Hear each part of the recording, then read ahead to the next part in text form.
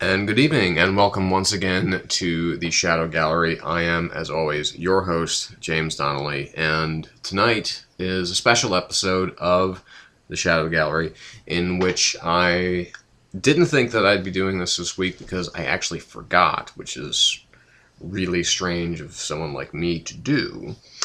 But tonight, in fact, just now, I finished watching this, which is, you kind of can see here, which is Batman The Dark Knight Returns Part 2. So this is the finale of the DC, or the Warner premiere, which is their direct-to-video line, DC animated version of Frank Miller's eponymous Dark Knight Returns. Wow. I do have to say that for the most part, this, like the first two chapters, if you will, because I mean basically the first part of this of these animated films is book 1 and book 2 of The Dark Knight Returns.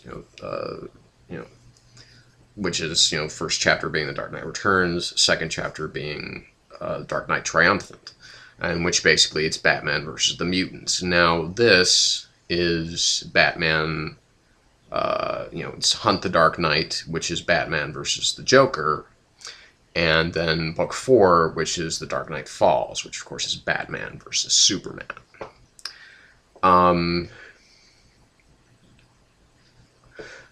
Jay Oliva, who directed the first segment, and Bob Goodman, who wrote the first segment, also returned to their same jobs here. The two most prominent additions as far as voice cast, we still have Peter Weller, of course, voicing Bruce Wayne / Batman. We still have Ariel Winter voicing Carrie Kelly / Robin. We still have David Selby, who I didn't realize who it was the first time, but he's a long-time character actor, and I think even in my first review of this, I talk about that he was, those of you who have seen the great film The Social Network might remember David Selby as the lawyer for the Winklevi. He plays, again, Commissioner Gordon.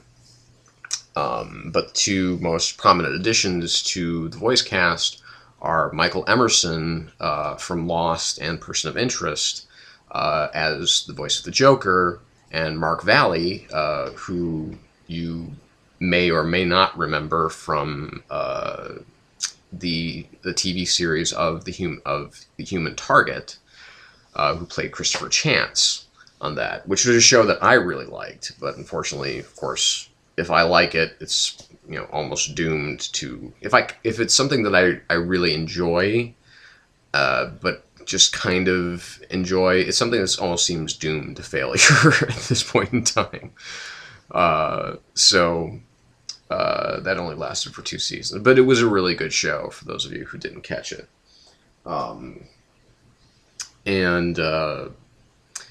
So I think that he was part of, I think that he was on Fringe, maybe, I don't know, he's been around, anyway. And Mark Varley is the voice of Superman here, and Clark Kent. So, again, in the broad strokes, we have a very literal interpretation of these last 2 books in part 2. We do have, of course, we have Bruno, the Joker's ex-girlfriend with the swastikas on her breasts and everything like that, and the sequence in the liquor store, and we have the Sons of the Batman, or the SOBs. We have Commissioner Gordon stepping down, and Ellen Yindel stepping up as commissioner. We have Ronald Reagan.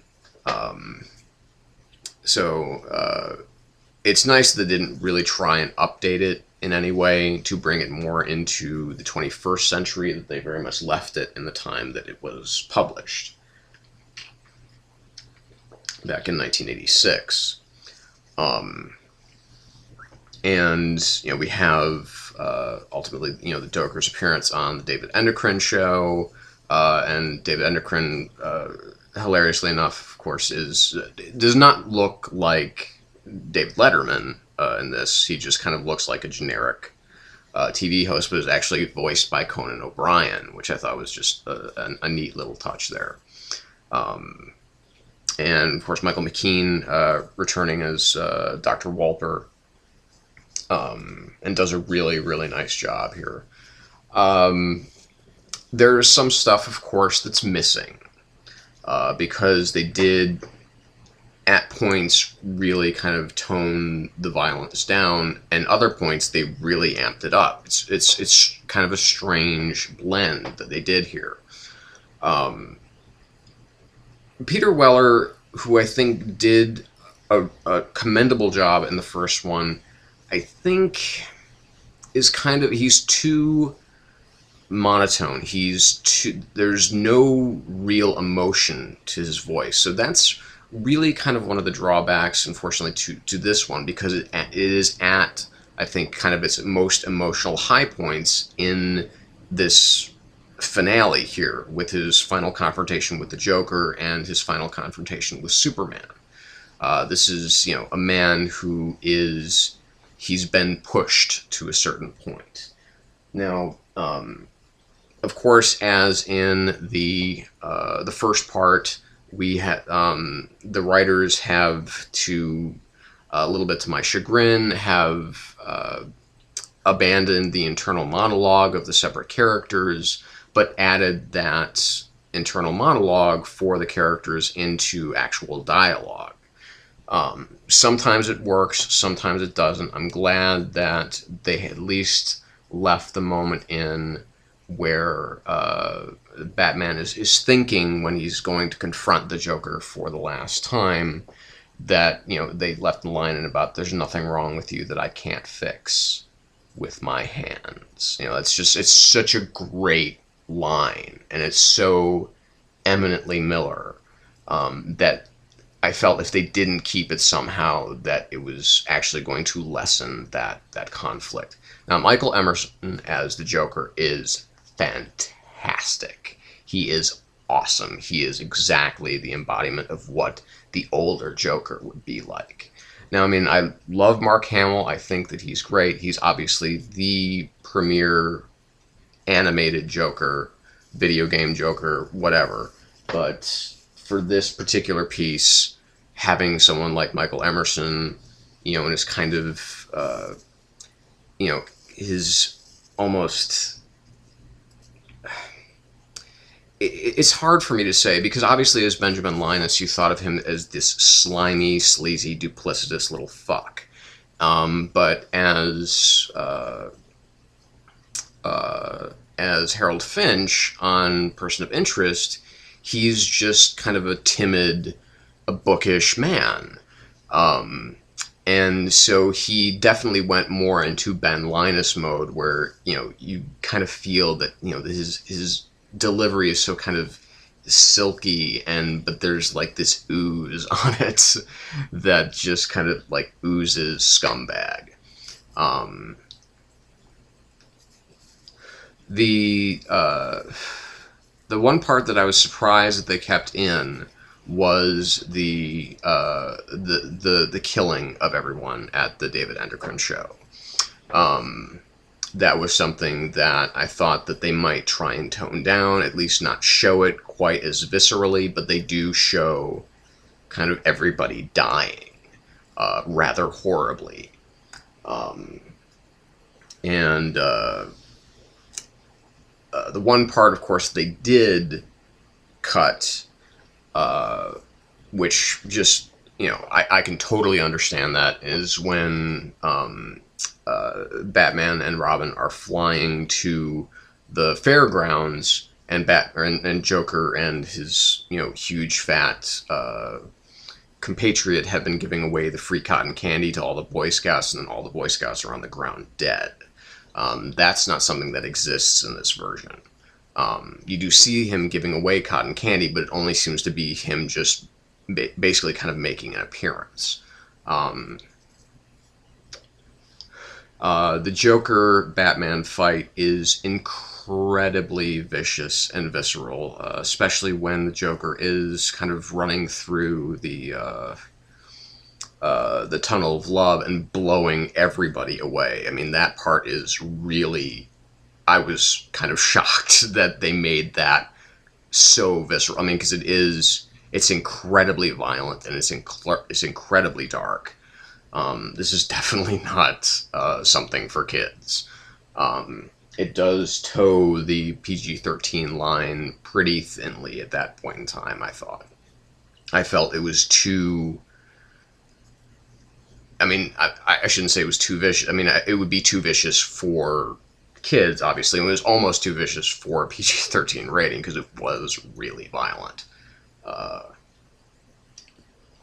The final moments between Batman and Joker are played out extremely well for the most part. There are some really great moments that Peter Weller has as Batman. He does allow some of the dialogue from the inner monologue to come out. Except I kind of missed the part where where he's thinking, tonight, you're playing the wrong kind of game, Joker. Taking hostages is not gonna fly this time. Basically, paraphrasing, obviously, but that's the old game, and we're not playing that game anymore. Tonight, it comes down to me or you, and the fight itself is, it's very brutal. It's very bloody, and it ends in the same way, of course, that it does in the book. Which is, but it's not expressly clear. That was kind of another problem that I had with it. It wasn't expressly clear that Batman kind of intended to kill the Joker, but ultimately didn't. He just kind of flinched at the last moment as he, broke his neck and basically just paralyzed him. But we do, it's almost sort of implied that, yes, he was actually trying to kill him, but it just failed. So that's where it kind of didn't work quite so well for me, because it's a moment that works so brilliantly in the book. And there is definitely, at the end of that fight, you definitely do have kind of a chapter break where, Batman just kind of settles down next to Joker's dead body in the Tunnel of Love, and just, the world kind of just goes black for a minute, and then comes back right up, and then here come the cops. Robin, definitely kind of losing any shred of innocence that she had left at the point where she is sort of responsible for the death of the big fat guy. I can never remember that character's name. But it's done in this particular issue. They're not fighting on the roller coaster, which was kind of a bummer, but I mean, I can see how that would be really hard to animate properly. And the big fat guy doesn't come off quite as creepy as he did in the comic book. Calling her a bad girl and everything like that as he's strangling her.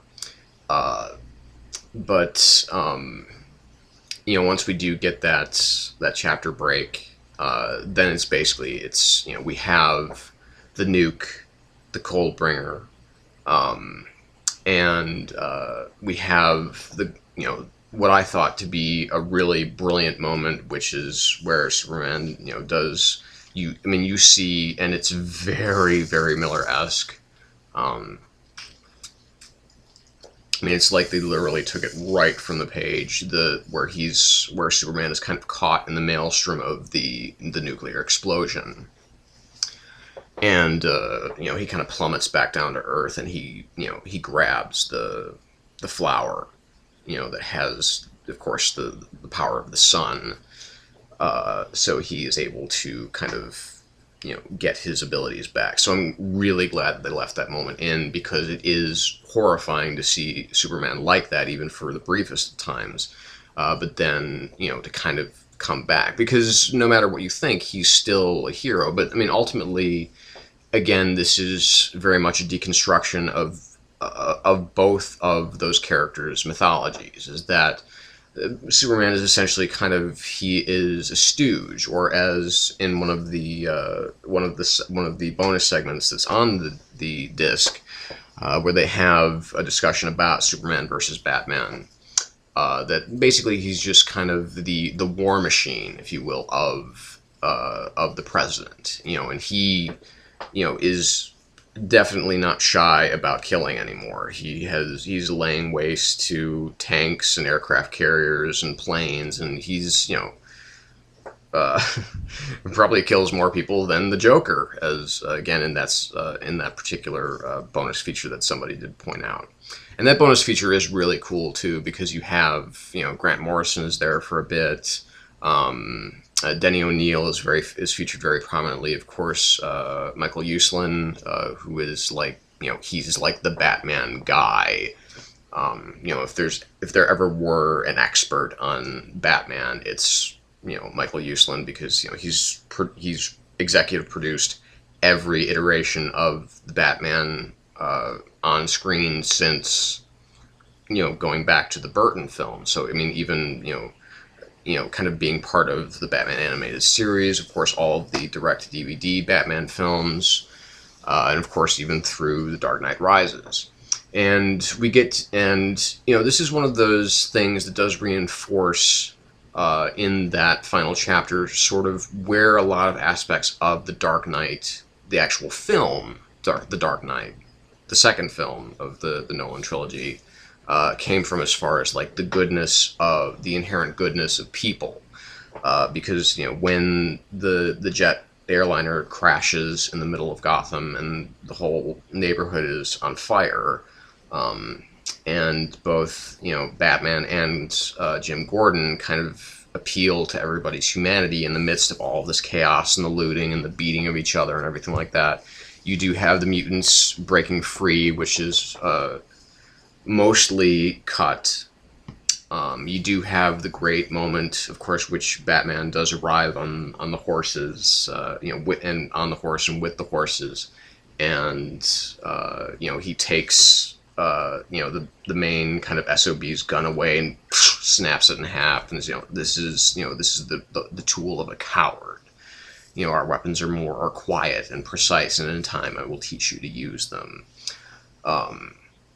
And you have that kind of run through the streets of Gotham with him and kind of his posse, if you will, basically returning Batman to almost kind of a Wild West type of scenario, because that is ultimately, I viewed the last chapter of The Dark Knight Returns as kind of a Western. It's kind of a lawless town. It's bleak. It's dark. It's, and there are two gunslingers left in town. There's Batman and there's Superman.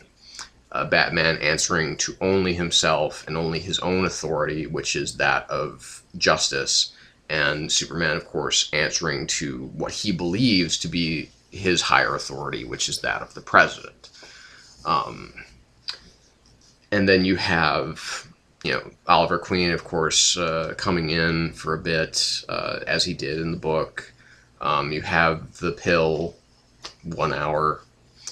And then you have the fight. Now, the fight is much more epic than it is in the comic. And I was really surprised, again, and very glad that they actually brought even more kind of gravity and more of an epic quality to it.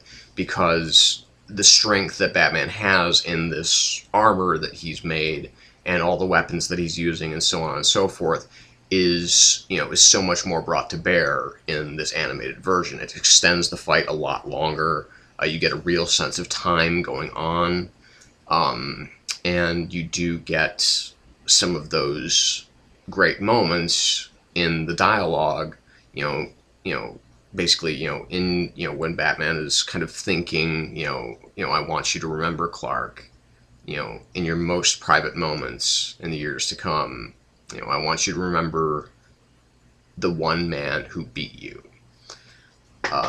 So it does have that moment. It doesn't have the moment about my hand at your throat, but it does have Bruce beating the living hell out of Superman at some points, and of course Superman beating the living hell out of Bruce.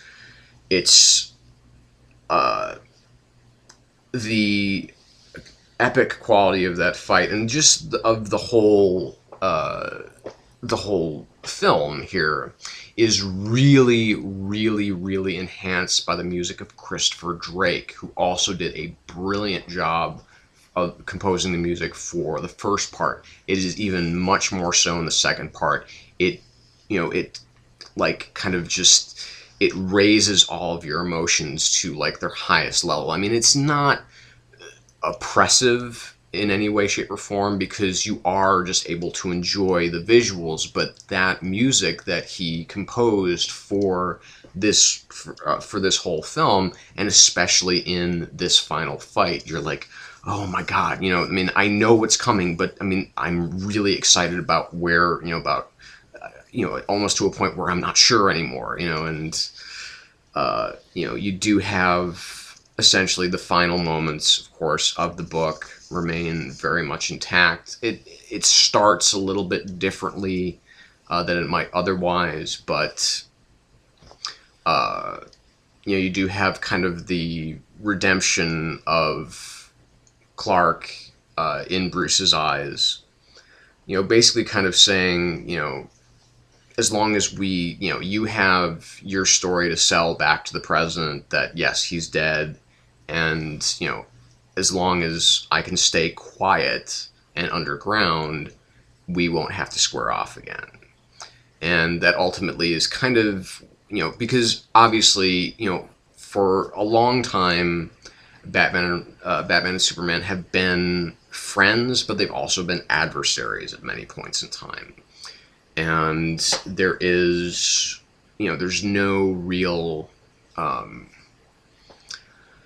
point where you can really, where everything kind of galvanizes to a point where it's, you can totally tell, okay, well, this is, this is them, they're totally friends now, and here's where they're totally enemies. There is always kind of a constant yin-yang between Batman and Superman, because Batman, of course, he is the dark and Superman is the light. I mean, literally, his powers come from the, Earth's yellow sun. So he, and Batman's kind of, his persona, his whole, his whole character is literally bathed in darkness.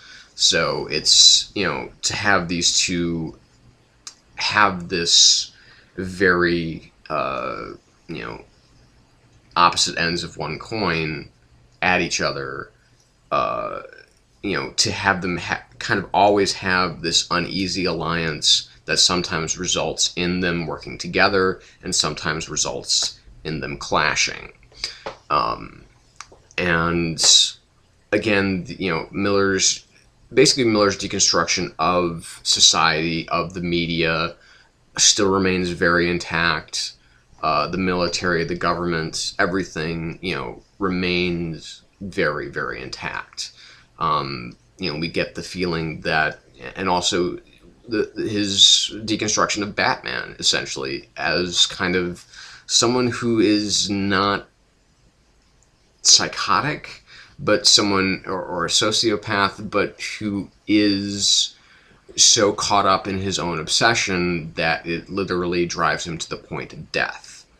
And that's something obviously well explored in The Dark Knight Rises, that film, but was first and kind of foremost really explored in The Dark Knight Returns, in Miller's work. So again, the animation team and Jay Oliva do a terrific job of translating that art onto the page.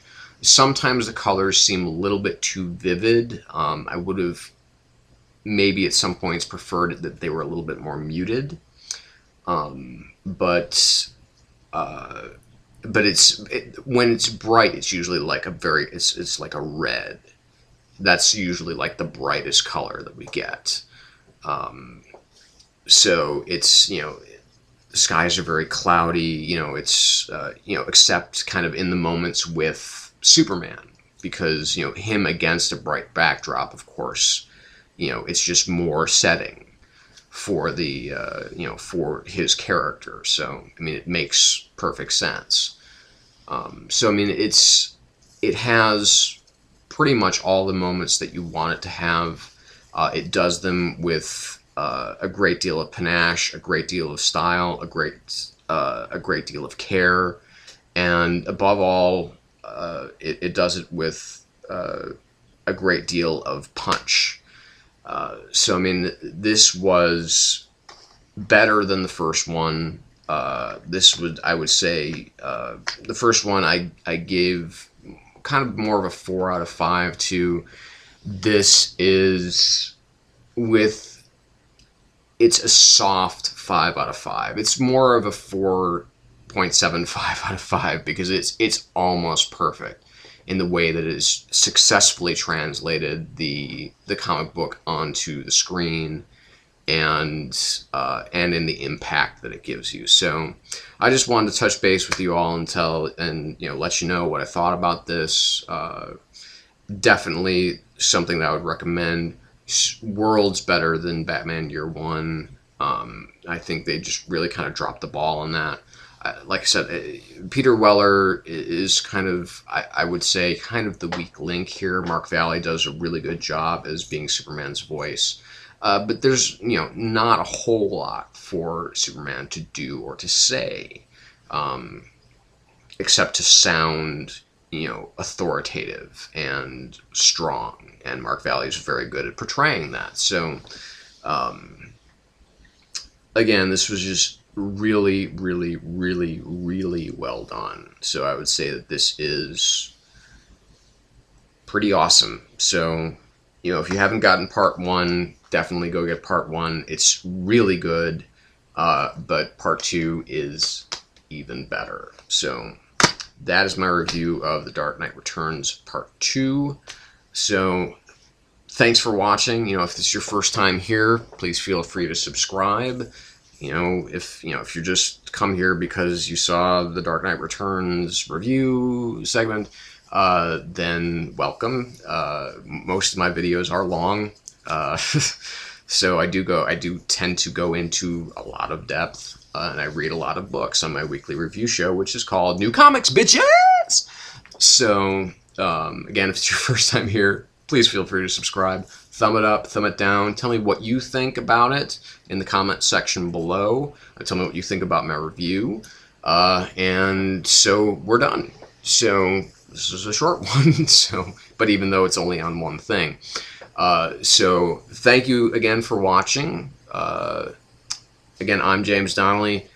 This has been the Shadow Gallery, and I'm here to remind you, as always, to stay in the shadows.